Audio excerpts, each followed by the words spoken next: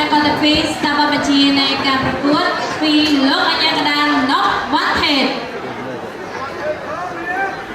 อุปถัมภ์50 ម៉ឺនរៀលរបស់សពអស្ចារ្យតមួយបាទ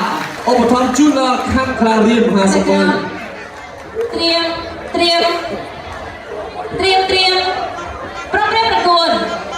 អេស្ត្រីមខេមរីកូនខ្មែរគូទី3គឺជាគូអន្តរជាតិកម្ពុជារងការកណ្ដាលកងចាក់រៀម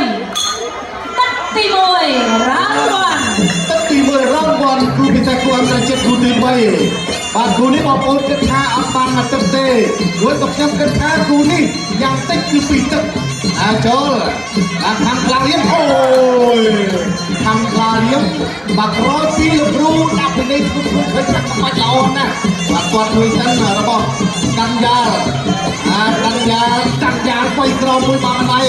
កាន់យ៉ាល់ហ្វាសាត់ក្លាប់របស់អ៊ីរ៉ង់កំពុងមិនសំខាន់ខ្លារៀមថាអត់បញ្ហាទេតែចូលក្រាក់ក្រៃទៅវិញមកដូចគ្នាលោកគ្រូខ្ញុំអត់ឃើញតែជាអាចារ្យតាមជើងការប្រកួតគាត់មកជើងអូយបាទមកជើងនេះគឺវិញណាស់លើកជង្គង់ទប់ទាន់តែទៅញាក់មកហើយអារយ៉ាងនេះគេមកឲ្យទឹកមកមុខចិត្តរបស់គេអារយ៉ាងហារ៉ាចូលនេះចាំដៃចូលនេះម្ដង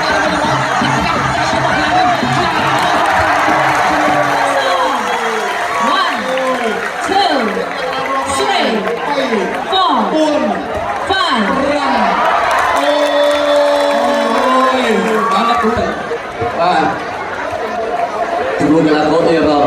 អរលោកលោកស្រីនាងកញ្ញាសូម